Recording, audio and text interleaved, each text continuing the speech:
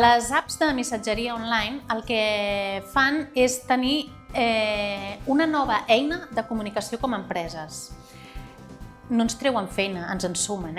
Sumem una pota més, tenim més feina, però llavors tenim més possibilitats de comunicació i d'accedir al nostre client potencial.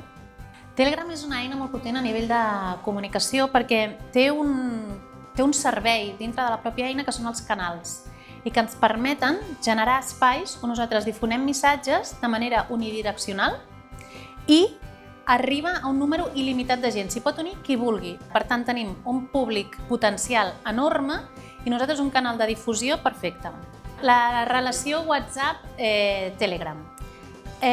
Són eines absolutament diferents, tot i que totes dues són de missatgeria instantània. Una de les principals diferències és el tema de la seguretat.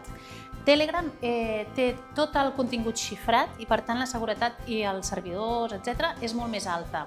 Per altra, tenim els canals de Telegram, que són espais de comunicació unidireccional, i després a WhatsApp tenim les llistes de difusió que ens permeten una interacció amb xat directe amb els nostres clients.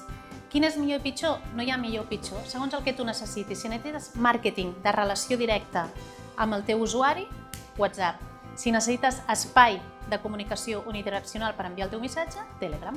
El principal consell abans de posar-te a treballar amb Telegram és pensa per què vols ser-hi.